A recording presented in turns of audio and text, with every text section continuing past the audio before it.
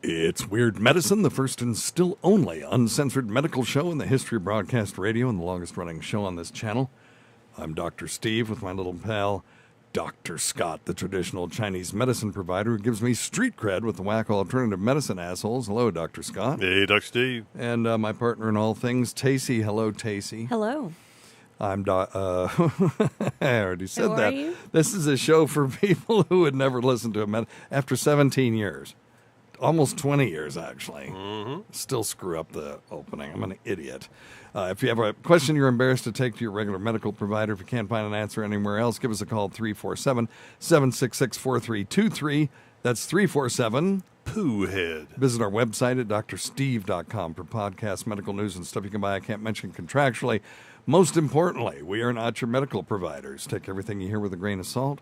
Don't act on anything you hear on this show without talking it over with your doctor, nurse practitioner, physician assistant, pharmacist, chiropractor, acupuncturist, yoga master, physical therapist, or whatever.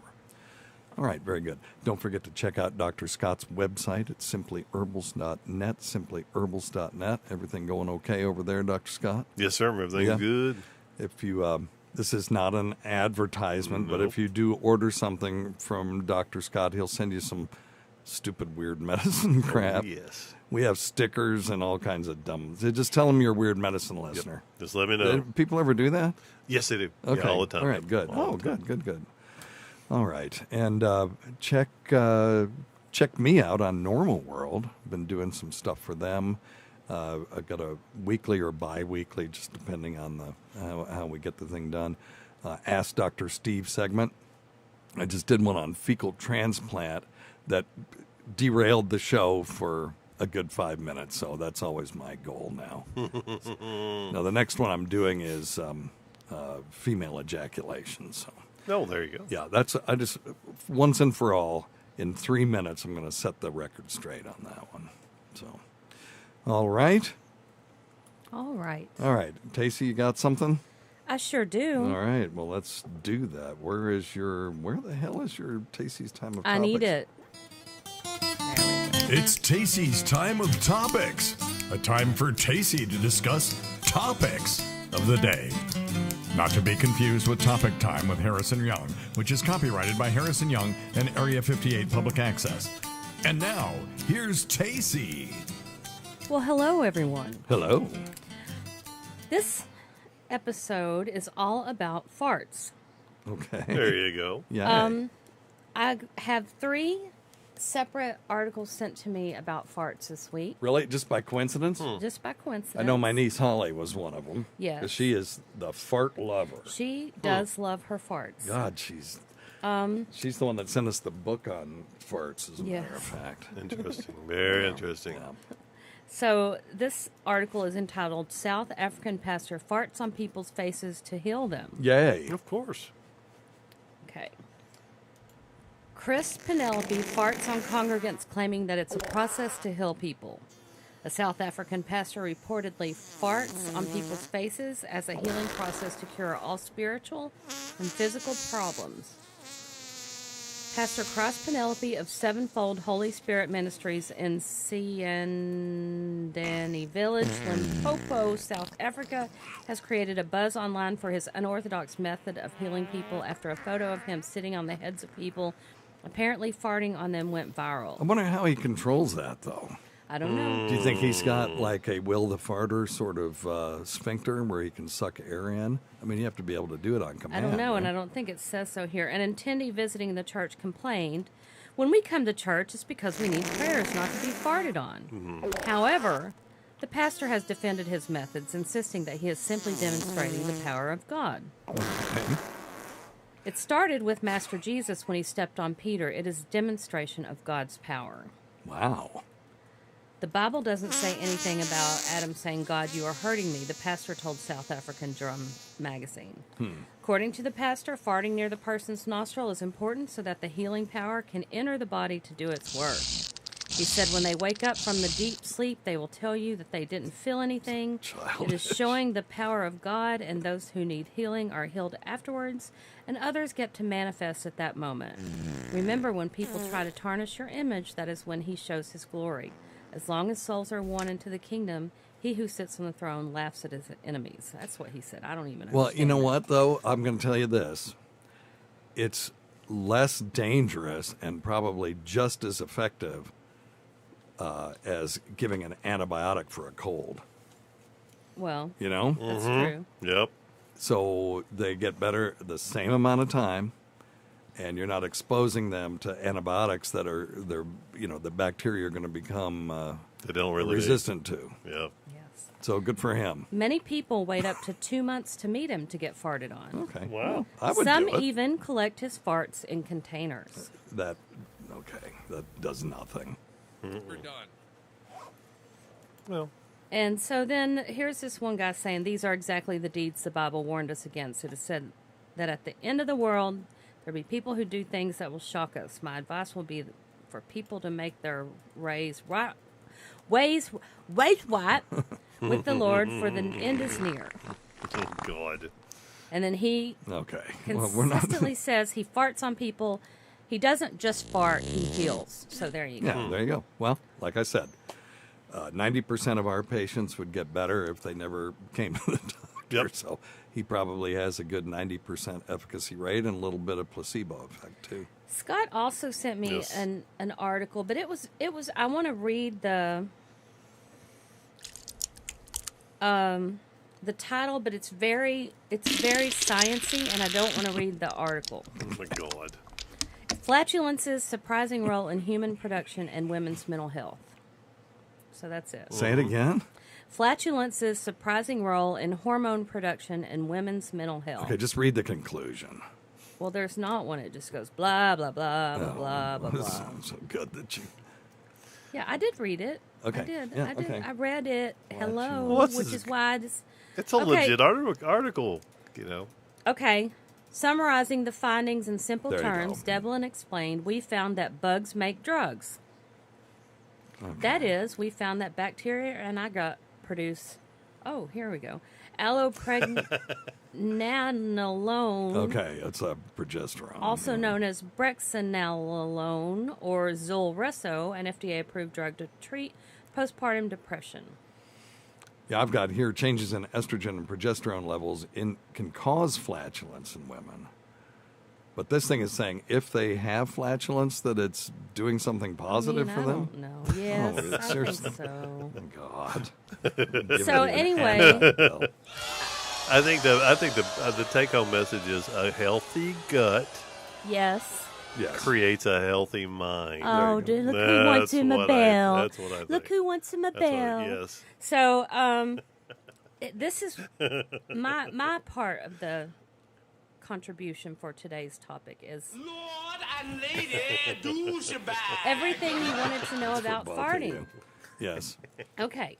So what Okay. causes flatulence? Now we're on to something. It's a normal physiological process. Occurs when the bacteria in the large intestine metabolize things in our diet that we can't metabolize. Correct. If we didn't pass gas, we would explode. And that's a gastroenterologist with Houston Methodist Gastroenterology Associates saying that. Well, good for him. Our bodies have two processes to remove gas, belching and flatulence. Correct. Oh, you can absorb it too. When I had, and Not as quickly as you can get rid of it. well, it depends on the gas. So they used to use carbon dioxide when they did colonoscopies, and you don't readily absorb that, and you could have these thunderous farts afterward because they blow up your colon like a balloon, and it's got to come out. Well, I took a Flatus flute when I had my last colonoscopy, and they used nitrogen, Oh, and there was rats. nothing. The guy said, "Oh Rats. no, you're not going to have any." I said, "I brought this whistling butt plug so I could record it with a real, thunderous Flatus, and there was absolutely nothing because I'd already absorbed the nitrogen into my body." But anyway, go ahead. Okay, why do farts smell so bad?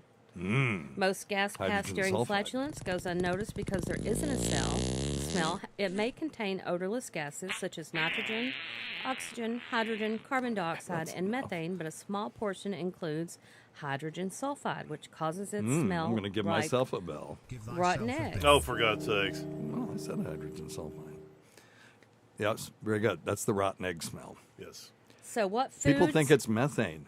Methane does not smell, nor does natural gas. The reason it smells in your house is they actually introduce an agent so that you will smell natural gas if it's leaking in your house. That's my understanding. Gotcha.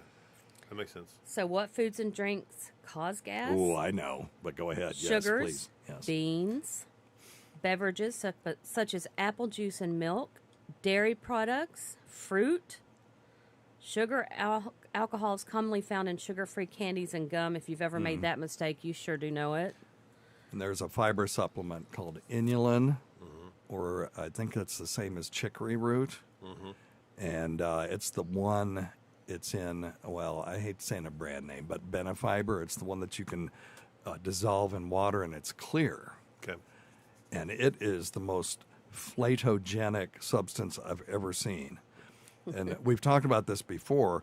When they were going to do the fart contest at Opie and Anthony, I had to come up with some way to make people fart, because there's no fun having a fart contest if everybody's just sitting there going, well, I'm fine. Yep. So I was going to give them 2 tablets of inulin the night before, and then 2, about an hour before the show. And then they would have been farting like maniacs. Oh, God. Yeah. How'd it turn out? Well, they never ended up doing it. Oh. And I actually made a device for smelling them, and it had a face mask on one end, and then ventilator tubing, and then another face mask on the other end. Oh, my. And you'd put the one face mask up to your ass, Oh, Oh, my that goodness. just makes me want to vomit. and then they would fart into it, and then there's video of it. And I remember sending it to them, and then I remember being mad because they didn't give me credit for the fart smelling machine. But that was for the fart contest, which we ended up never doing. Nor did we ever do Proctopalooza. I'm still a little pissed about that. But anyway, maybe we'll do it at DabbleCon. Well, Oh, goodness. so if you are eating something and it tastes really good and it says it's sugar-free and it includes sorbitol, mannitol, or Yes. xylitol, be careful. Oh, my God. Or you will poop your pants. The first time I went low carb, I went to GNC and I found these candy bars, and they were 0 carbs, 0 net carbs, and they used sorbitol. And I know better. We use sorbitol as a cathartic in the emergency room. Okay. To get people to just get poison out of their system sometimes. There are certain ones you can give them sorbitol, and it will just pass through real quickly. Well, I hadn't had anything sweet in forever, and I ate like 3 of those things. And on the way home, I just about soiled myself and filled the car up jeez. with liquid stool. That's how bad it was. So be very careful. Tacy's 100% right about that. So vegetables and whole grains. Now foods, if you want to have some smelly gas, you need to eat asparagus, beans, cabbage, coffee, dairy, eggs, onions, or prunes. Really? Yes.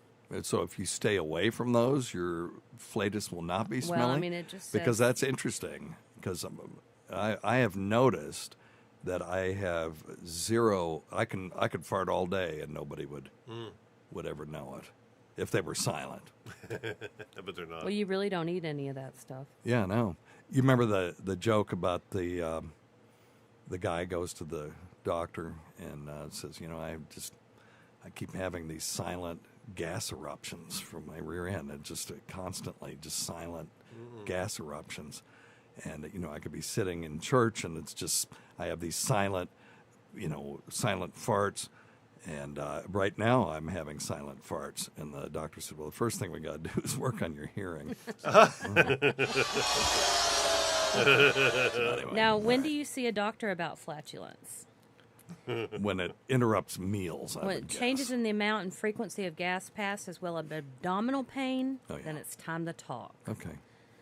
What conditions can cause excessive gas? Lactose intolerance, celiac disease. Other conditions such as abdominal adhesions, abdominal hernia, dumping syndrome, which Oh, yeah. would explain a lot in our family. Yeah. Cause changes in how gas moves through the Well, intestine. you probably ought to explain that. But Well, one of our son sons had dumping has syndrome. dumping syndrome. And let's explain what that is. It's Okay. where undigested food is dumped into the intestinal tract before it's ready. And when you do that, if you don't let the saliva starts to break down starches, There are enzymes in saliva that will start that process. If you put a little piece of bread in your mouth and leave it there for a minute or two, it'll start to turn sweet, and that's the starch being broken down into sugars. Right. And so you've got to break this stuff down. If undigested food, or food unprocessed by the stomach, ends up in the bowel, then all kinds of bad things happen. The bowel wall gets colonized by bacteria. You'll get cramping because the bowel is, it just can't absorb stuff, and it gets pissed, it gets irritated, inflamed. You'll have voluminous, smelly flatus on top of everything else. Lovely. Yeah. Yeah. Diabetics can develop gastroparesis, which causes abnormal functioning of the stomach. One of those symptoms is excessive gas. Yeah. And then side effects of medicines sometimes. Sure. Metformin being one. Why does having gas hurt? When people feel bloated and experience gas pain, it is not necessarily caused by a person having more gas, but by the gas becoming trapped and able to move through the intestines properly. Correct. Can you hold in a fart, or is it bad for you? Oh, yeah. I remember Lady Diagnosis asked this question. Yeah, it's going to come out one way or the other, it says. Holding in gas because you're in public only causes it to build up, resulting in abdominal distension. I just had a memory. What? I remember all of a sudden, it's as clear as day, my mom sat me down and said, "Now, Stevie," she called me Stevie, "if you have to pass gas, either hold it or go out of the room." Now, for her to have to sit me down to tell me that means that there was a problem. And I remember saying, "Well, if President Kennedy comes here, do I have to, go out of the room?" She's like, yes, funny. you do. It's a funny. dumb question for a kid to ask. It's also like, so there had to have been a problem. I don't remember the problem, but I remember her trying to come up with a solution. Yeah, I'm sure there's It's very an similar incident there. to the my favorite sign at Dollywood Splash Country, which I've is? said before on the show. It says double inner tubes are for an adult and a small child. Maximum weight not to exceed 500 pounds. Jeez. They couldn't get up the hill. They couldn't walk up that hill Lord. to If go you down. have to say that an adult and a small child Not to not to exceed 500 pounds, it means that they've had that problem. Yeah, oh, yeah. Why would they put the sign up? No, you're right. Yeah, we speaking of flatulence in public places, when we were up in Bar Harbor, Yeah. at a restaurant looking out over the ocean, sitting there eating lobster, there's this lady and I don't know if she was hard of hearing or what, but she did the same thing, just leaned over, cocked her hip up, let one fucking rip right on the damn this hard, Yeah. outdoor chair, it's So weather it is vibrated oh my and reverberated. God. It was awful. Rob looked at me. She goes, "What the fuck?" My partner was British, and he would fart all the time, say that was just normal. I don't know. When we were in England, I had never noticed anybody else passing gas. I think it was just him. It's bizarro, just bizarro. Yeah. But to hike your hip up to raise that attention to you, Yeah. that's saying something. Yeah. That's saying something. Does the act of farting spread germs? In Oh, case you were Wait worried a about minute. the internet I'm removers. sorry, Tacy. What? Let me interrupt you for a second. Scott just reminded me of something. I have a friend. I will just say his name is Kirk, and he was 10-time indoor national archery champion. And he was a machine. He didn't miss an X for 10 years. Wow. And he was people were very intimidated by him. He's a big guy, and he had perfect form, and he could reproduce it every time. He never missed. So at the very finals of that tournament in Las Vegas, they'll put 16 people up, and then 8, and then 4, and then 2, and then the winner. Okay. And when they had, and everybody draws at the same time, and then they have to shoot, right? Well, all the 16 were all in a row, and they pull back, and they're ready to let fly, and Kirk lets out the biggest, most disgusting fart you've ever heard. I mean, it was just massive. Oh, jeez. And And all of a sudden, you hear all these bows going off, and you hear arrows hitting the ground. Oh, shit. Oh, shit. It was hilarious. And then you have some guy, like 5 people down from him, just yelled out, "Some nasty son of a bitch!" So What happened? What happened with the shot? Did he nothing. make a No, shot? he made made his his shot? Oh, how yeah, of funny, course, how funny. Of course. That is hilarious. I would see people when they'd get up to 4, and people who had never missed an X all day would start hitting in the 8 ring and stuff. And it was just nerves. Yeah. Oh, yeah. And he would come back to me and say, it's all a mental game. Yeah. But anyway, So, in case you're worried that you can catch COVID-19 from a fart, you cannot. correct. There- We talked about that back in 2020, remember? When it was just you and me. No. Okay. There's no evidence that you can spread germs through flatulence unless feces is present. Fun fart facts. Women Right. may It would actually have to fart be- more than men. It would have to be they're- a wet Really was. fart where actual fecal matter is Yeah. being sprayed in your face. That's Yeah. the only way. Yeah. Women may actually fart more than men. However, they are typically more discreet about doing it. Farts can be flammable. We all know this. According to an NBC news report, upon release, farts can travel about 10 feet per second or 6.8 miles per hour. Let's talk briefly about lighting your farts on fire. Some people can and some can't. And it's because of the production of flammable gas, mostly methane. Gotcha. Not everybody produces that. And it's not because their body doesn't produce it, it's their colony of bacteria don't produce it. And so everybody has a different microbiome in their bowel. And I did a whole thing, like I said, on fecal transplantation for Normal World, talking about how fecal transplantation can actually affect people's mood in a positive way. So, but anyway, yeah. Okay. And if you're a scientist and you study flatulence, you're a flatologist. Nice. And the Flatologist, oldest ooh. recorded joke is an ancient Sumerian fart joke that dates back to 1900 BC. What was the joke? They don't say the joke. Oh, bummer. Okay. Bummer. Do you know what the name is for people who get sexual, sexual excitement from Flatus? No, I No. do not. It's called eproctophilia. It's a paraphilia. Okay. Its purpose is excitement when you hear or smell a fart. Wow. Can you imagine? No. So anyway, all right. That's good stuff, Tace. That it? That's it. That was good. Thank you. I'll give you a bell for all your Suck hard it. work on that. Give thyself a bell. That's being nice. Oh, whatever. Who cares? Stupid bell. All right. You want to take some calls? Yes, absolutely. All right. Let's here do we it. go. Number one thing, don't take advice from some asshole on the radio. All right. Thank you, Ronnie B. That's exactly Hello, right. everyone. Hello. Quick question. I Yes. need some help. Okay. Not long ago, I had some pre-admission testing. I'm getting a shoulder replacement done here next week. Okay. My liver enzymes are elevated. Okay. I think it's because of the Percocet that I'm taking. I don't know. I think it's because of diet. So I've been hardcore keto for the last 2 years. In March, my wife passed away. Oh, I'm And sorry, man.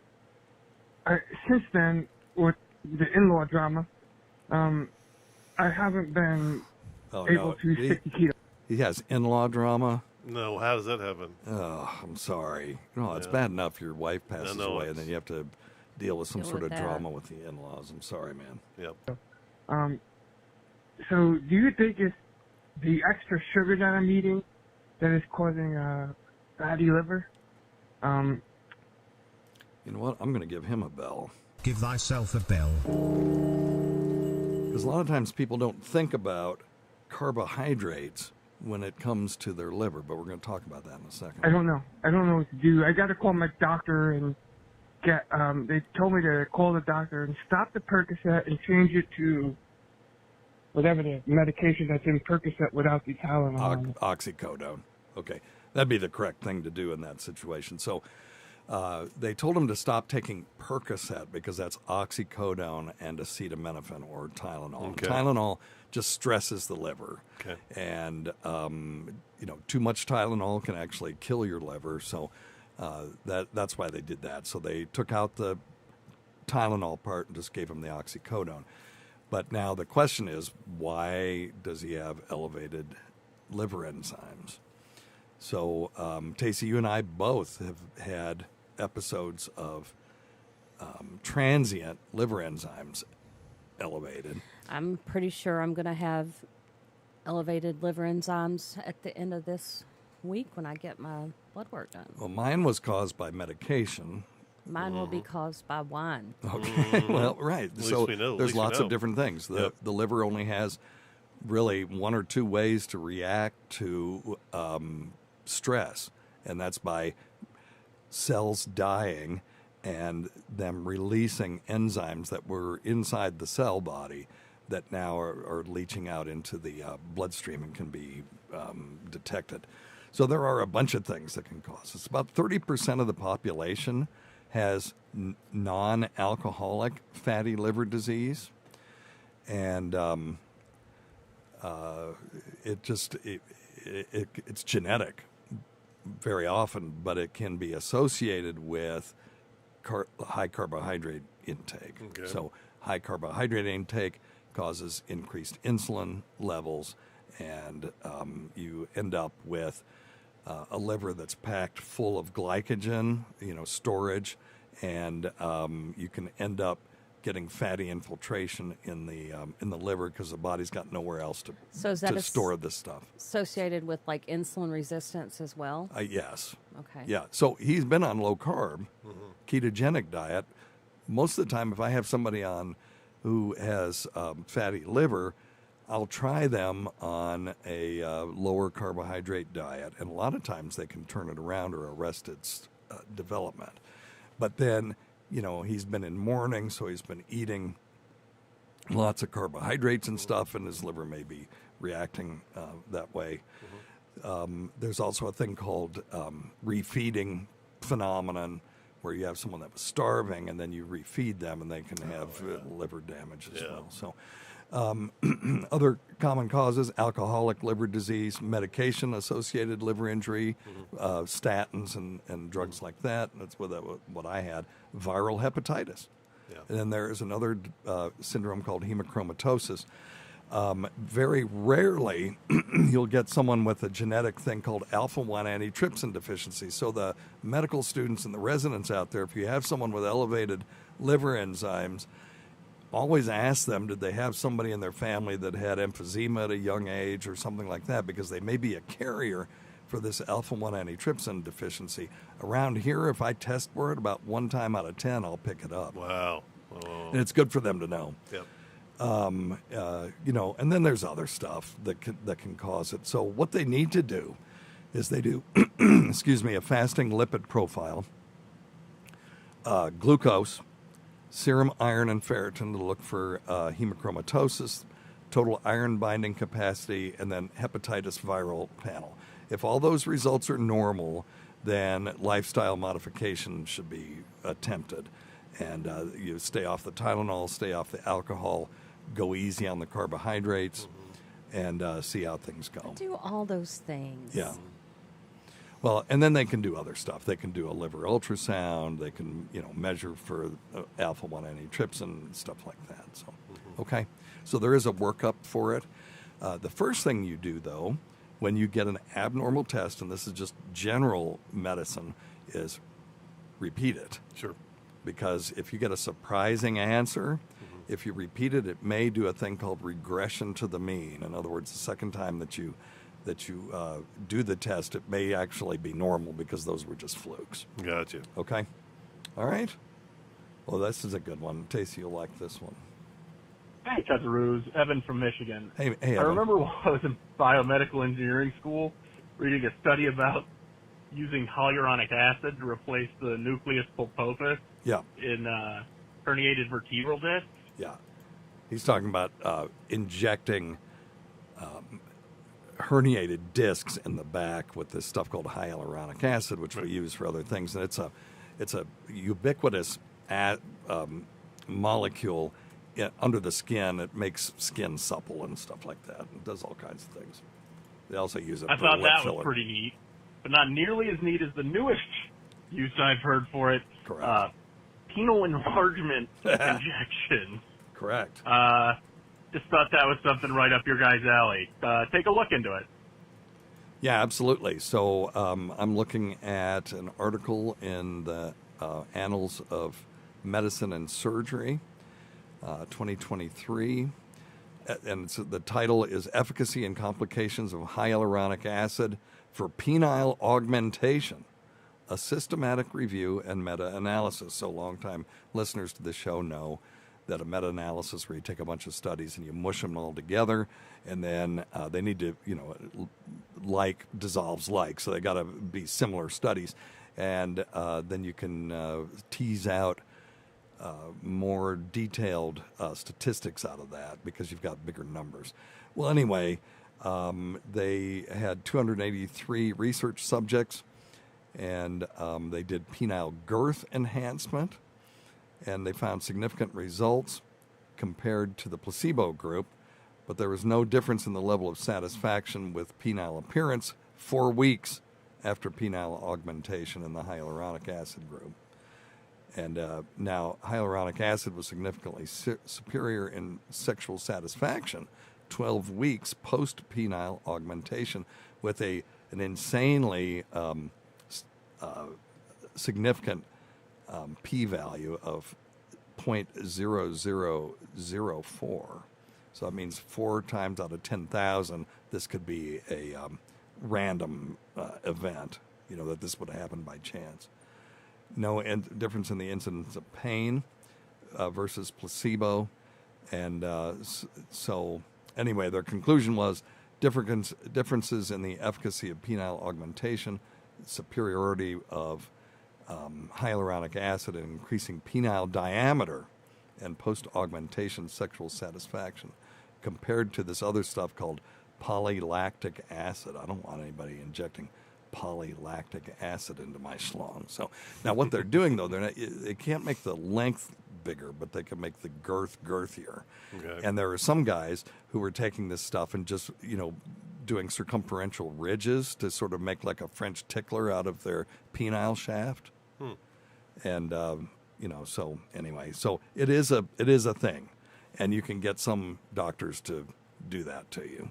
I'm not sure it's worth the amount of the effect that they got, but, maybe. No, but, I've never heard of them doing those in intravertebral disc injections. Right. Well, they studied it. I don't think they're actually. I'm not sure if anybody's actually doing that. No, I've never seen it or heard of it. But it said I was reading some articles right then. They said there is some benefit to it. Sure. In some small studies. So. Yeah, hyaluronic acid is very well tolerated. The body does not, make an inflammatory response. That'd be a great other option to treat back pain for sure. Yeah. All right. Good deal. Cool stuff. Excellent question. Good question. Yeah, I had a question about my testicles, I guess. Okay, it's excellent. about masturbating, and it's about basically cutting off the flow of my semen, I guess, so that I don't make a mess, I guess. And I wanted to see what the after effects or physical problems I might have when I do that, when I do that a lot. So, thanks. Yeah, so he's squeezing to induce retrograde ejaculation. I missed that part. Yeah. So what he's doing is, and this is not a completely uncommon procedure. I've heard, and other people have called about this too. So they're jacking it, and then when it's time to complete the session, they put their thumb over their urethral meatus, a.k.a. cockhole. Thank you. Very good, Dr. Scott. Give thyself a bell. Suck it. And then through fluid dynamics, which fluids will go to the path of least resistance, the ejaculate will actually go back retrograde into the bladder. So a lot of people will do this sort of squeeze method to delay ejaculation, But when you actually do it, it's inducing retrograde ejaculation, as I said. I'm not aware that there are long-term effects to doing this, other than you are sort of loosening up that sphincter. It's meant to not allow things correct to leak through. Yeah, it prevents a barrier so that the path of least resistance is back through out through the urethral meatus. So I'll have to do some research on that. I thought I had an article on it, but this is actually about premature ejaculation rather than here we go. Okay, are there any harmful effects to the stop squeeze method? And I don't have anything really interesting. A lot of people think it's uncomfortable and that the pleasure will be diminished, but this guy isn't saying that. So these are people. This is Quora. People on there just spout off. They don't know what the hell they're talking about. So I'll do some research to see if there's any permanent damage being done to that, but I really can't imagine that there's much. I can't either, because it's not like you're passing that much fluid anyway. Correct. You know? And that sphincter only closes down just enough to make sure that the path of least resistance is through the urethral meatus, which has very low resistance because it's wide open. So I feel like he probably doesn't take that much to overcome it. But there is something about feeling that sort of great emptying. You know, people who have retrograde ejaculation because of medications or they've had prostate surgery or whatever, will tell you that they have the orgasm, but nothing comes out, and that seems strange. They feel somewhat lacking. So I would wonder, what's the problem? Just have some tissues. And some medications can cause that retrograde. Sure. But why not just have tissues there and just jerk off into a tissue? Clean it up. Yeah, I don't understand. Right. Men are funny about cleaning things up. So. Oh, my. But anyway, all right. Oh, my. All right, my friend. Let's see. How about this one? This is a little different question. Hey, Dr. Steve. Got a quick question about rheumatoid nodules. Okay. I've had them taken out about 4 times, and each time that I have them removed, they grow back bigger. Sure. I was just wondering if you had any kind of answers on that. Thank you so much. Bye. Yeah, absolutely. If they truly are rheumatoid nodules, and Tacey, your mom knows a little bit about this. Yeah. They're firm, they're skin-colored, and they appear under the skin in patients with rheumatoid arthritis. And they are the number one manifestation of skin complications from rheumatoid arthritis. They're usually found on pressure points, like elbows, heels, fingers. Knees, sure. Yeah. And they can be tiny, or they can be as big as a golf ball. And those are the ones that sometimes you have to remove. They can, they don't always require treatment, and I usually recommend people don't remove them because you can cause more problems than it. But if they're big, goobery things and you can't put your elbow down, I guess you got to do something. So, but the treatment for rheumatoid nodules is to treat the rheumatoid arthritis. So, disease-modifying anti-rheumatic drugs. So when we say disease-modifying, those are ones that actually change the course of the disease. For example, ibuprofen can be given for rheumatoid arthritis, and it helps with the pain, but they still end up with the damaged joints and all that stuff. So there are disease-modifying anti-rheumatic drugs. The early ones were things like gold and methotrexate, and now they have the biologicals that have their own unique, downsides, but are miracle drugs for a lot of people who have rheumatoid arthritis. So injections of corticosteroids will sometimes shrink them. And then again, if you do surgery, they're most likely going to come back. Right. So, all right. So there you go. Oh, and by the way, if you have rheumatoid nodules and you have a chest x-ray and they go, oh gosh, you've got this place in your lung, it may be a rheumatoid nodule. You can get them in your lungs. Rarely, uncommonly, but not unheard of. So, all right. Hey, Dr. Steve. Just had a question. sometimes I feel like I have to urinate, but I don't have the urge to urinate, so I have to force it out. It's a very occasional problem, but I was just wondering what could be the cause of that. Thanks, Dr. Steve. You want to take it, Dr. Scott? Say the first thing I'd say is check your prostate. Okay. Yeah. If you and that's one of the questions we ask people. If you start having changes in urination, you feel like you need to go and you can't go, you have to force it to go. Sometimes the prostate will swell up a little bit, and just a little bit of swelling in your bladder. You wind up taking up the muscles in your bladder because it's trying to force urine through. So check your prostate first. Yeah. That's what I would do. Yeah, I would do that for sure. Could have if he's young, he could just have a prostate infection. Sure. Could be inflammation of the urethra, which could be, it's not impossible, an STD or something weird like, there's ureaplasma is a strange sort of not virus, not bacteria that can infect the urinary tract and cause a feeling of urinary urgency. So the question is, when you feel that, is your bladder full? What they can do is they can do an ultrasound. They have you please say ultrasound first. Yeah, no. So what they do is they have you. They do an ultrasound. They have you piss, and then ultrasound again to see what your post-void residual is. Now, if it's normal and you still feel the need to piss, it's not your prostate, it's not prostate enlargement that's causing the problem, blocking it off. It's not a mechanical problem. It's an inflammatory problem.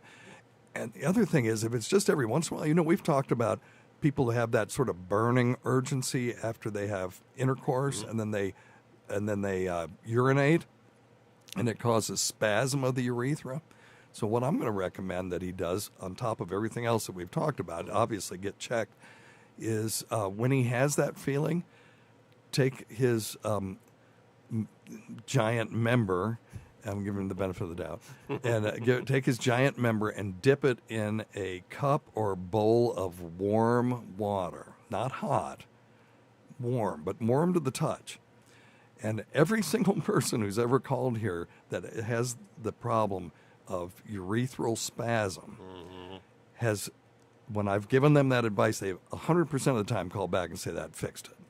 And I discovered that when I was much younger, just because I would beat off with a full bladder or whatever. It's stupid. Don't do that.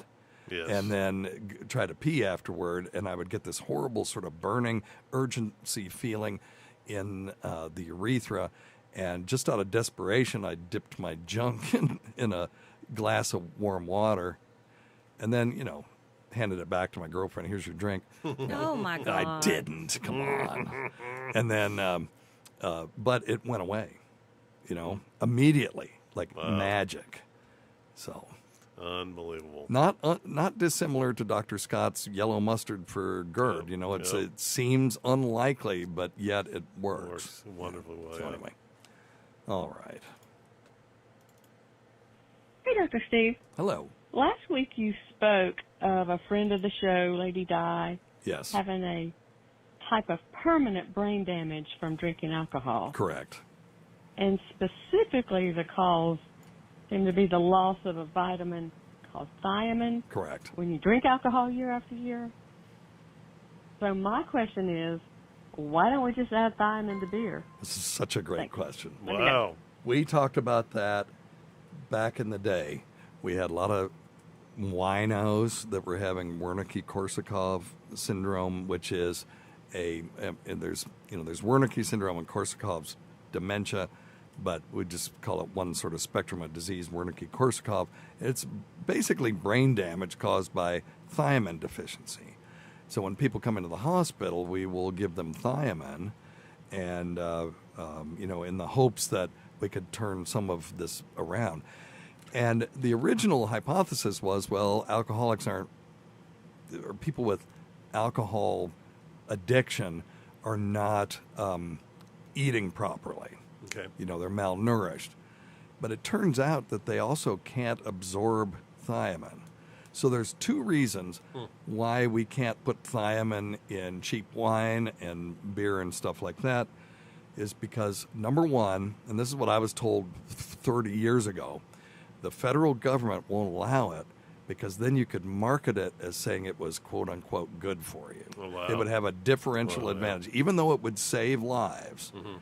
God forbid that some company could put thiamine in there and say, well, ours is quote unquote better for you. You know what I mean?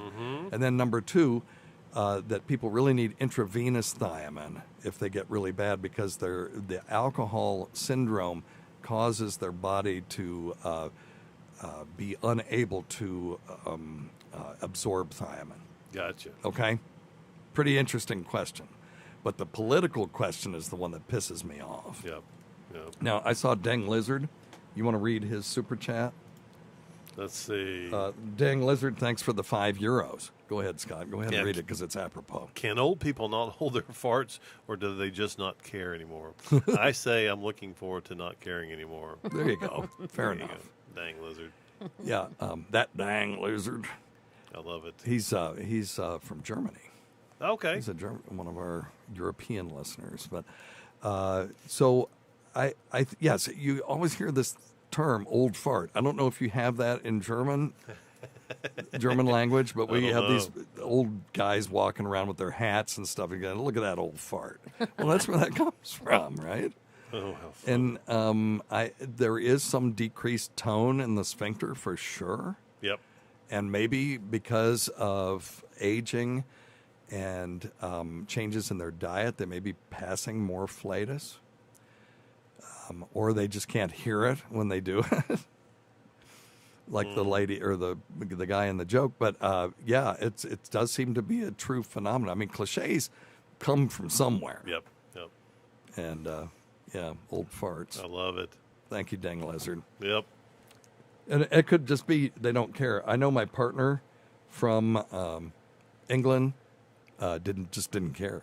I'd be walking behind him in the hallway in our office, and he'd just be passing these large, voluminous flatus. Oh, Lord. Loud. It wasn't like he was trying to hide it in any way. Alterfuse. I think his thing was just, why hold it in? Yep. Bad for you. Yep. All right. You got any other questions from the Fluid family, Dr. Scott? Not yet. No. Okay. All right. Well, let's answer some other questions then.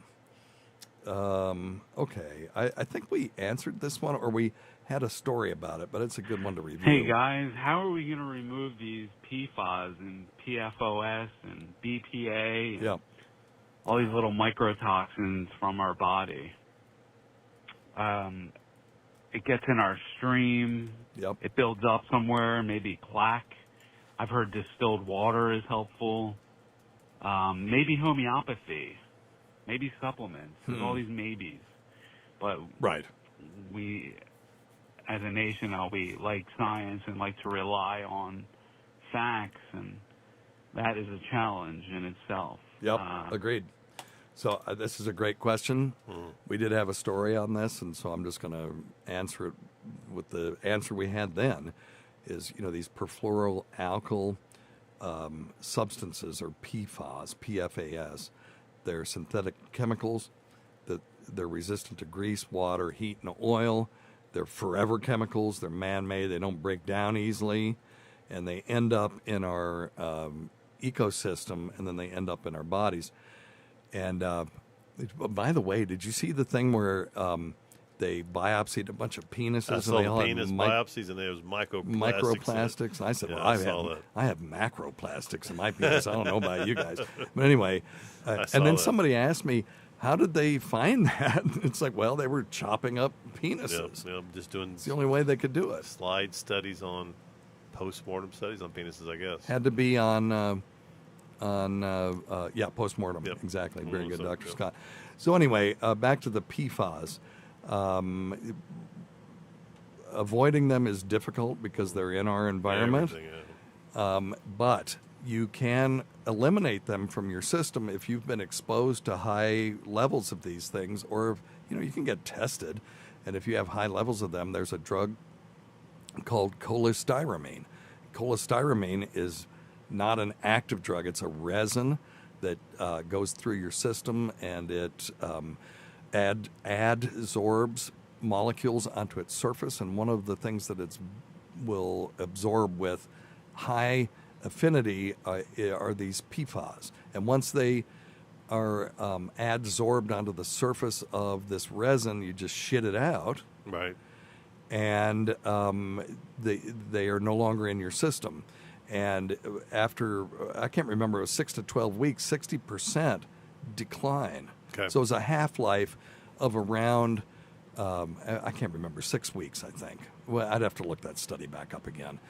But that means that if you go 3 half-lives, you've got almost all of it gone. So, you decrease by 50% after 6 weeks, and then 25% would be remaining after another 6 weeks, then 12.5 after that, if it's 50% each time. Mm-hmm. So cholestyramine is a real step forward, and that's an off-the-shelf drug. We've had it forever, and we used to use it for cholesterol. We don't use it anymore. Yes. Pretty inexpensive, too, isn't yes. it? Yes. Yeah, that's what I thought, yeah. It's very inexpensive. We use it for post-cholecystectomy syndrome, people who have diarrhea after having their gallbladders removed, stuff like that.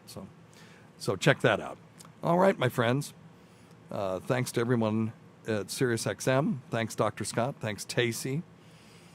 Many thanks to our listeners whose voicemail and topic ideas make this job very easy. Go to our website at drsteve.com for schedules, podcasts, and other crap.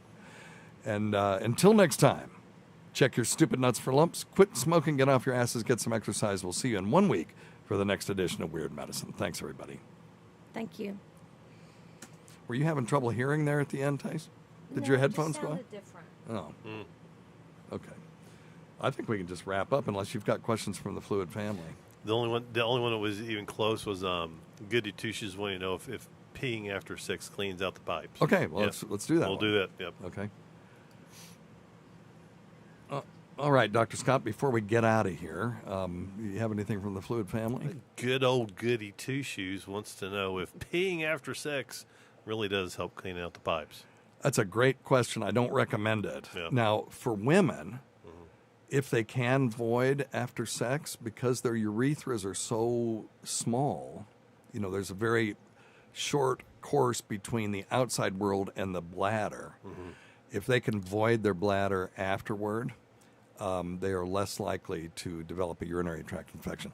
I wonder if women who have coital incontinence, which, by the way, I'm going to be, like I said, I'm going to be covering in my next Normal World piece, because there is female ejaculation and there is coital incontinence, where some women develop a large amount of almost pure water in their bladder during sexual stimulation that will leak out and sometimes gush out during intercourse. I wonder if they're less likely to develop urinary tract infections, and there may be an actual evolutionary advantage to that type of squirting, So, interesting. But yeah, if you can void your bladder afterward. Now, for guys, the urethra is longer than the urethra of a female, and there's not a whole lot of advantage to cleaning out the pipes. And as a matter of fact, for me anyway, it causes a irritation. I don't know why, but it causes an irritation in the urethra that